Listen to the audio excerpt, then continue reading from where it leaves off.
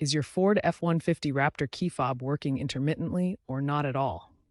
A dead or weak battery is the most common cause. Replacing it yourself is a simple DIY task that can save you time and money compared to a dealership visit.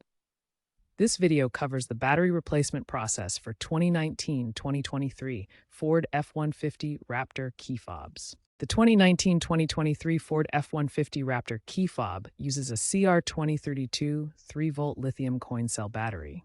This is a standard 3-volt lithium battery in a coin-shaped form factor, commonly used in small electronics like key fobs. These batteries are widely available at drugstores, supermarkets, and online retailers, making them easy to find. For best results, purchase a fresh, high-quality battery from reputable brands like Duracell or Energizer.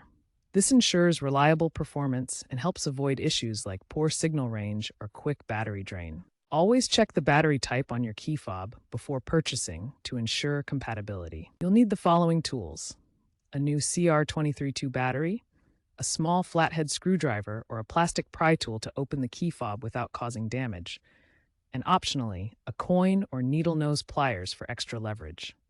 It's best to avoid metal tools if possible to prevent scratches. Work in a well-lit area. To access the battery compartment, locate the small release button or indentation on the back of the key fob near the key ring. Press and hold the button while gently prying the back cover off. Some models may require you to insert a coin into the seam for leverage to pop the cover open.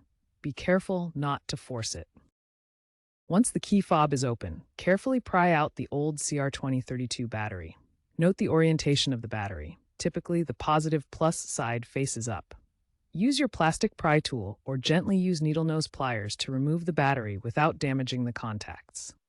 Place the new CR2032 battery into the compartment with the positive plus side facing up, matching the orientation of the old battery. Ensure the battery is seated securely to make good contact with the terminals. If there's any corrosion on the contacts, clean them gently with a soft cloth. Now that the new battery is installed, it's time to reassemble the key fob. Take the two halves of the key fob casing and align them properly. Snap the back cover securely into place, ensuring it's fully closed and no gaps remain. Once reassembled, test the key fob immediately.